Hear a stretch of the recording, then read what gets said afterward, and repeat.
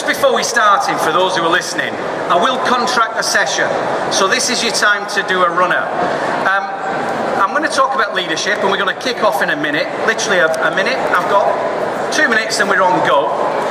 But I contract the session because whenever I talk, whenever I'm involved with people doing leadership work, you're actually on a leadership program now. It's all about education, development, and taking a good look in the mirror. So my contract is, we got to lose any inhibitions you've got. Great leaders, sometimes you just got to get up and do it. All right? So inhibitions, get rid of them, because I will challenge you today, and I'll challenge you to look in the mirror. Ladies, looking at that, I didn't sign up for this. But also, I'm going to share, and we're going to share after the show. If you've not been scanned, please get scanned, because we're going to give you a whole pile of resources and information you can use. Even if you don't get us in for any other work after, it doesn't matter. We're just conscious about trying to share what we're doing with the research and work. Our stand is over there, Judgement Index. You'll see Sophie. Co-author of the book, yeah, she'll milk it. She spent her life acting before she came back and worked with me, so she'll milk it if she can. Sophie's actually speaking tomorrow. Roz will tell me when she's speaking. But I think we're ready to roll. Shall we go? Are we ready? We're ready. Is that the cue? Okay, I will go, sir. So, thanks massively for joining me today, and I'm going to share some information. My name's Rob Coulthard, and the aim of today is to share with you the impact that leadership has on your culture of an organisation, but also staff retention. Because our business works on 3 areas: developing leaders, developing a culture, and looking at your retention of your staff and your current staff, and keeping great hires. And actually you can't have one without any of the other 2. And that's where the flow often comes. So basically, who are we? Firstly, the Judgement Index is a tool. It's an analysis tool, which I'll come on to. But the gist of what we do, these little things don't work on there. We support you to hire and develop the best people you can. Okay? So even if you're really pushed at who you can hire, and you're like, oh God, we've got to take one, you want to know what they're like behind that surface of that mask when you interview them. So we host leadership academies, and we run programs that we've taken best practice from a variety of environments, both the military world, which is the original world I was in for many years, from the corporate businesses where we work now, and I've worked in research for about 15 years now, but also from the sports world. You might not believe it, but I'm a has-been athlete, but I still coach and work with international athletes to world level. And I basically apply the similar processes of working with high-performing execs in the city, high-performing military people, and I work with the best military people in the world, by the way, and also high-performing sportsmen. And the care sector has been an area that has really grabbed me, because particularly from when I first saw the documentary, the stuff came out about Winterbourne View, that was the time I said, we've got to get stuck into this environment. Now,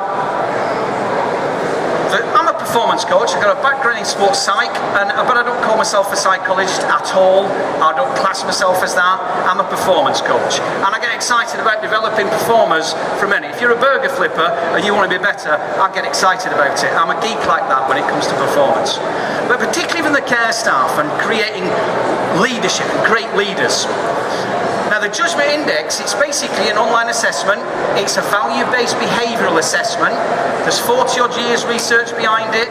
We work in the best medical institutes in the world: Mayo Clinic, Yale University Hospital. I work in Loughborough. I work in Leeds Uni. We work in some great academic medical institutes.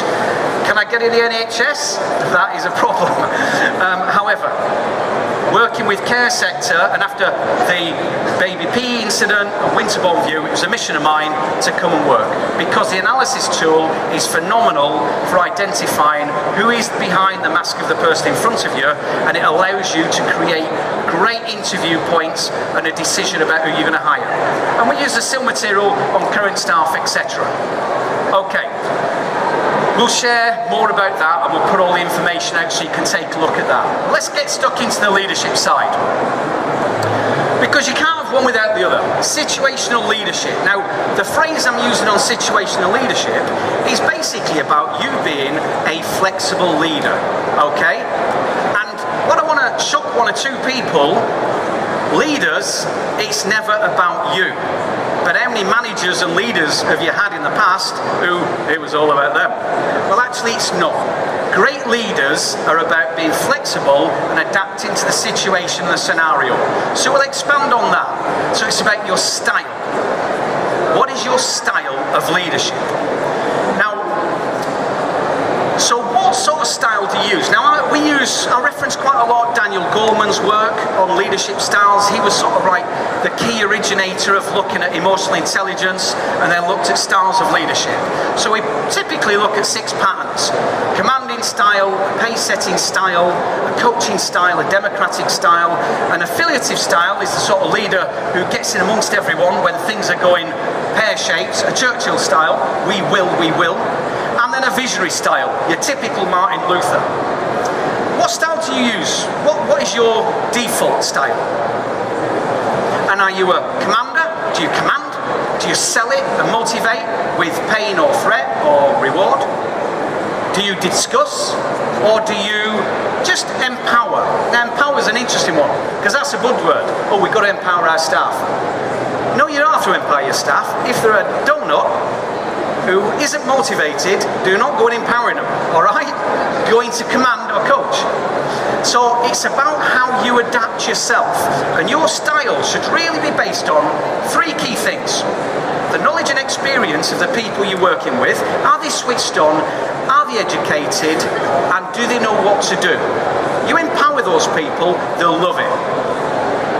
You empower someone who doesn't know what to do, is left on their own, or just get on with it, you create mayhem and lack an impact on their confidence. However, bolt in the fact that you might have someone who's highly motivated. Do you empower the highly motivated person? Absolutely, providing they've got the knowledge and the skills. Because if you're just going to have some highly motivated person who hasn't got a clue, you empower them, you come back to your care organisation the next day and what have you done? Oh, I just thought it'd be great. Yeah. So what should dictate your style? The gravitas of the situation. If it is high risk, high threat, imminent danger, you do not empower, let them get on with it. You've got to get in and take command. If they're a highly switched on person, the threat level is low, and they're highly motivated and know exactly what they're doing, empower. But other than that, be very cautious about empowering. So what style do you use most of, and have you got it right? Because most leaders go, right, listen, it's my way or the highway. And they tend to be, you've all heard that, they tend to be fixed one-dimensional style and will resonate probably with about 15 to 20% of the people in an organisation. The rest will be like, really? And they'll demotivate highly motivated people. They'll put under threat people who haven't got a clue but want to do things. So just think and have a look in the mirror now. What's my style? But what also is the style of your deputy leaders? What about your team leaders? What style are they using? They often default to just, I've got to in command. Now I'm a leader, brand new team leader, I've got to just tell people what to do because that's what leaders do. Not necessarily. So just think about it. Expect situational leaders reflecting and adapting. So what impact does your leadership have on a staff culture and the retention? So you're all leaders, regardless what level. Put your hands up if you're a great leader. I expected a whole pile of hands going up. So I'm going to just imagine you all shot your hand up. Put your hands up then if you think your culture is not very good in your environment you're working in. Okay. Now if you were just thinking a minute ago, and there's quite a few hands went up. If you were thinking then, no, I'm a great leader, I'm going to shock you. If you've only just gone into post, fair one. But if you've been there a year or two, you're not as great leaders as you can be.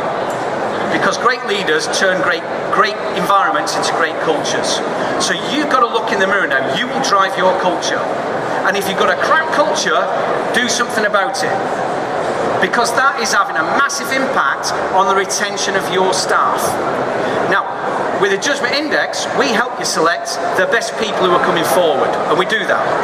However, if you've got a pretty naff, caustic culture, the good guys and girls sometimes rotate quicker than the donuts. who can't get a job anywhere else. So what are you doing to retain those staff, and what are you doing about the culture? So there's three things there, come hand in hand. So what's your staff turnover like? Now, what I want to share with you now is the work we did last year. We did a whole pile of research on outstanding care managers and what they look like. So I was delighted. We worked with a guy, Seti Fredericks, and looked at, was there anything ever captured on what the outstanding guys and girls are like in this field? And what got me is we had a lot of data on managers and senior care staff, but we'd not actually identified what the outstanding guys and girls looked like. We always knew that if they scored really well on the Judgement Index, this analysis tool, we've benchmarked that against the best performers in the world, so we knew they would score good. And what really shocked me was the quality of outstanding care managers. So if anybody got an outstanding care manager, or is one here? Anybody got outstanding? If you're either an outstanding care manager, this lady, see, she's going to be all reserved. What's your name? Amanda is an outstanding care manager. Now let me tell you something about Amanda. Amanda will be very special. Why?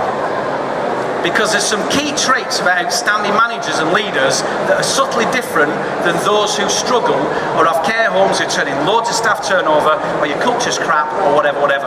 But this is what outstanding care managers look like.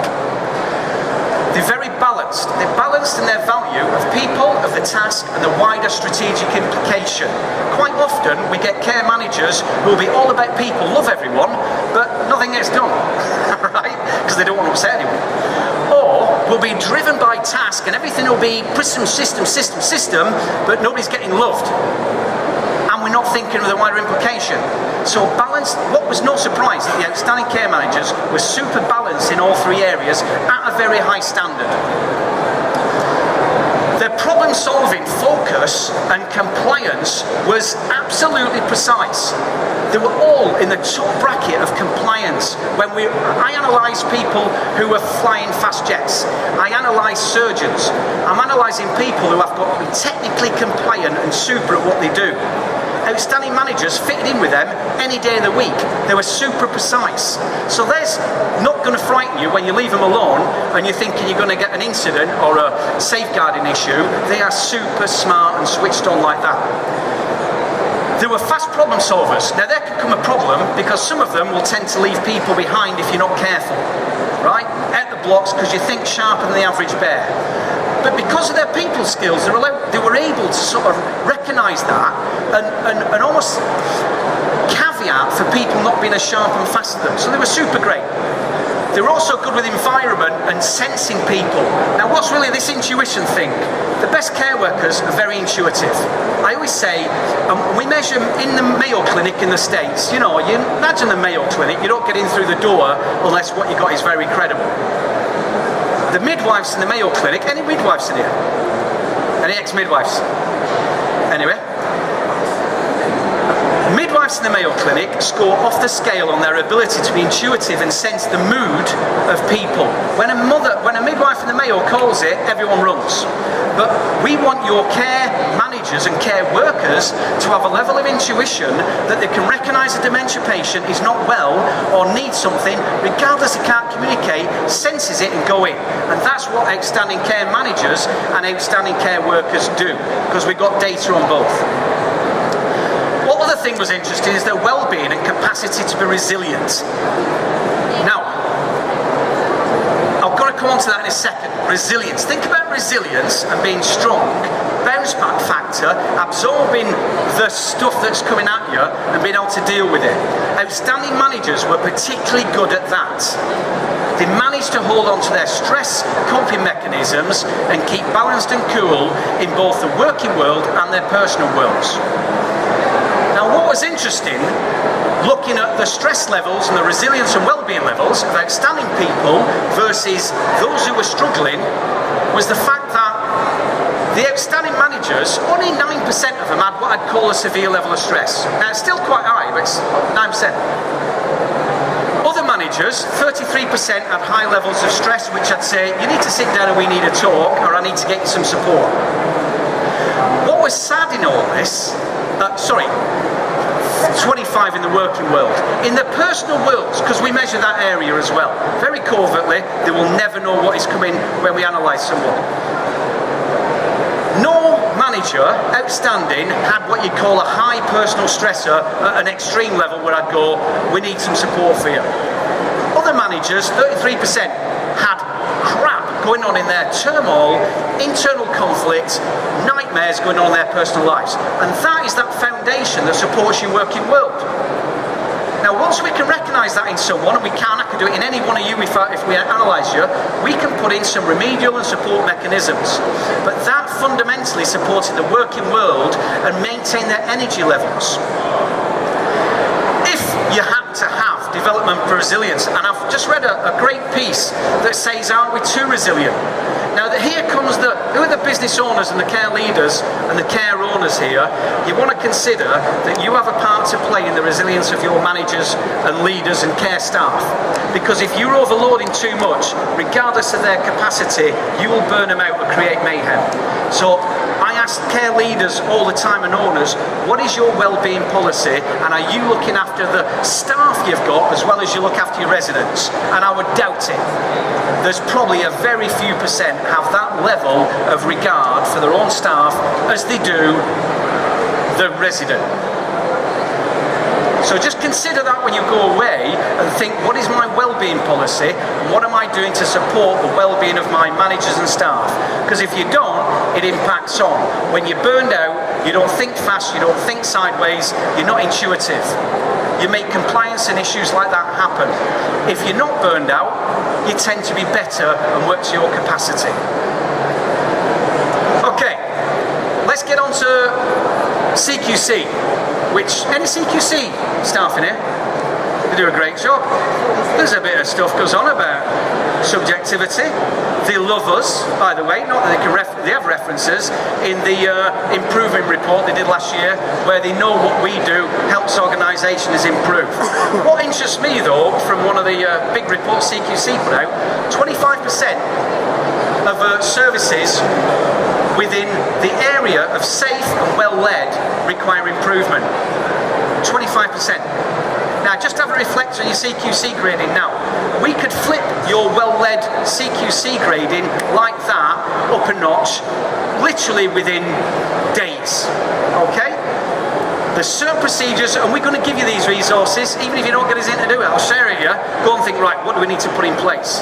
And it's evidence-based, but when you're using great techniques and material to analyse your people, develop them, onboard them effectively, and create development plans from day one, you're reducing your staff turnover, which we do. You will have an immediate impact on your CQC report, providing you evidence it. Half the time you guys don't evidence the great things you do. Why? Because we don't do that in the care environment, do we? We don't celebrate success. No, that's for the Americans. Any Americans, my business partners are all in the States. Believe me, when they win, I know it. All right? We're a little more reserved over here. So you've got to consider great care leaders will take action on their CQC reports and utilise what the fantastic things they're doing to do it. And this is how you can help. How we can help. So let's look at culture. And what are the qualities of a great care leader? So if you think about fantastic care leaders who you had in the past, think about your outstanding leader who you've revered, or somebody who's been a role model for you. What sort of qualities did they have? Someone shout one out at me. Approachable. Somebody give me another. What a great quality of a care leader. Chuck something at me, someone. What's the quality? Give me a role model, a superstar. Good communication. Sir, give me a quality of a great leader, you think? I don't take prisoners, I don't ask requests, I don't do requests. I was a PTI in the army for 20 odd years. Give me one. Quality of an sorry sir? Integrity and honesty. What about coping with pressure? What about thinking sideways? What about stepping up and doing it when you need to? Are those the qualities of outstanding leaders you've ever come across? Well, what do you want in your care worker? You want that quality. You want a care worker, brand new, day one, can stand up, compose himself, deal with the pressure, take a decision, think laterally, and act. That's why we say develop a leadership culture with every one of your staff. So I worked for a number of years, I was in the army, but I worked for the Marines for a long time. They had a great policy. Anybody came through the door, they treat them as a leader. They develop them as a leader day one. Because as a leader, even as a brand new junior cleaner in your organisation or a care worker, they've got to sometimes get up and be a leader. And those qualities of thinking sideways, keeping cool, you'll need to train them in many of those things. To what extent are you developing your people from grassroots as leaders? Because if you do that, you'll retain them. And if you do that, they'll progress through your system and be great leaders.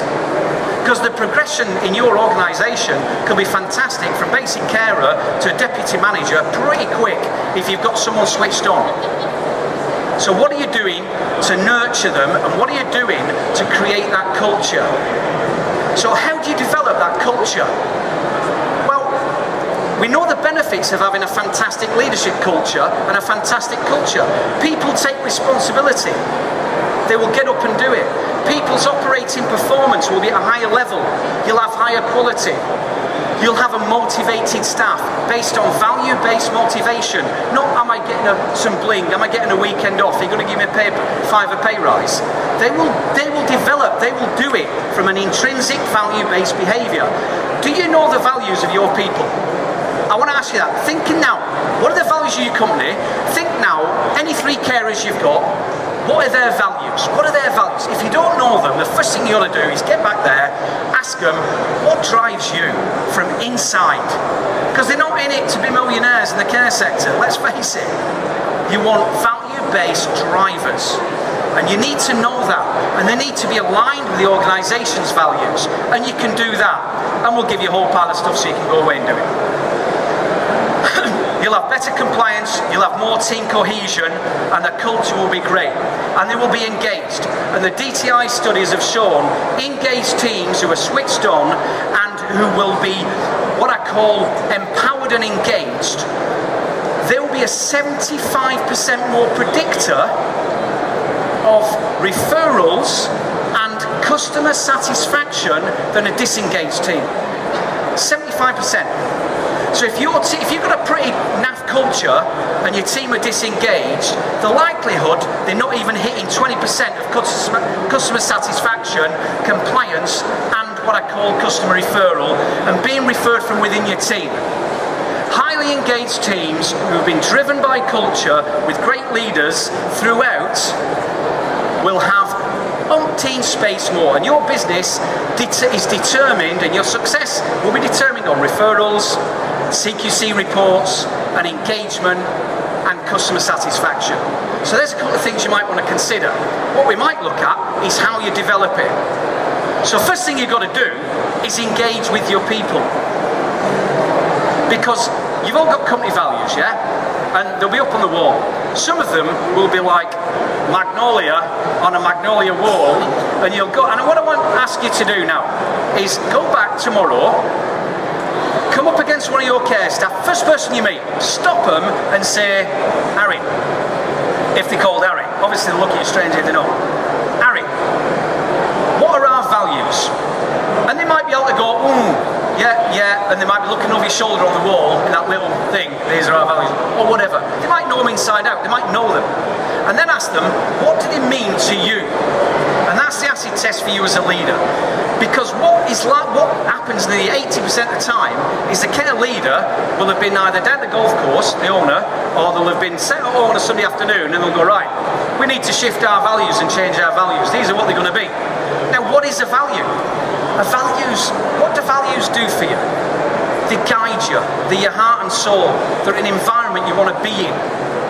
Now, those values are dear to you. And if I suddenly say to Amanda here, Amanda, these are going to be your beliefs and values from now on. All right?